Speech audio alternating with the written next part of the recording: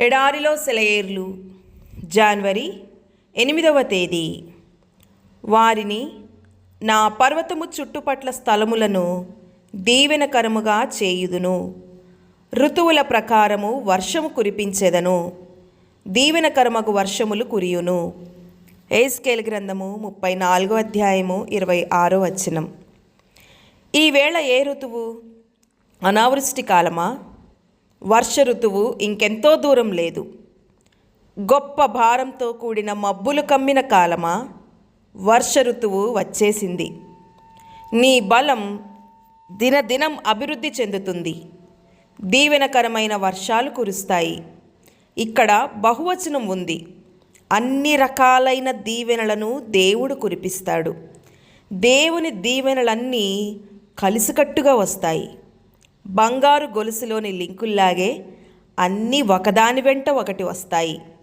మారు మనసు పొందడానికి ఆయన కృపనిస్తే నిన్ను ఆదరించే కృపలను కూడా ఆయనే ఇస్తాడు. ఆయన దీవెనకరమైన వర్షాలు కురిపిస్తాడు. ఎండిపోయిన మొక్కల్లారా పైకి చూడండి. మీ ఆకుల్ని పువ్వుల్ని విప్పండి. పరలోక వర్షాలు మిమ్మల్ని తడుపుతాయి. దిగుడు లోయగా మార్చుకో నీ గుండెను. అది నిండి పొంగి పొర్లేదాకా దేవుడు కురిపిస్తాడు దీవెన వర్షాన్ని. ప్రభు, నా ముల్లుని నువ్వు పువ్వుగా మార్చగలవు. నా నివేదన ఇదే. యోబు జీవితంలో వర్షం తరువాత ఎండ కాసింది, కానీ కురిసిన వర్షం వ్యర్థం కాలేదుగా. యోబు అడిగాడు, నేను అడుగుతున్నాను. వర్షం తరువాత వచ్చే తళతళలకు వర్షానికి సంబంధం లేదా? నువ్వు చెప్పగలవు. నీ సిలువ చెప్పగలదు. నీ బాధల్లో కిరీటం ఉంది. ప్రభు, ఆ కిరీటం నాకు కావాలి.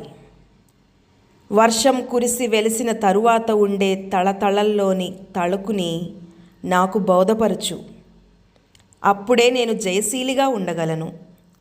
జీవితం ఫలభరితం కావాలంటే సూర్యరశ్మితో పాటు వర్షం కూడా కావాలి. ఎండి పగుళ్ళు వారిన నేలపై జీవవాయువు పోసే వర్షం కావాలి. ధరణీతలం హరిత సాద్వలంగా మారాలంటే మబ్బు నీళ్లు కావాల్సిందే. భయాల మొయిళ్ళు బాధల వర్షాన్ని మోసుకొచ్చాయి.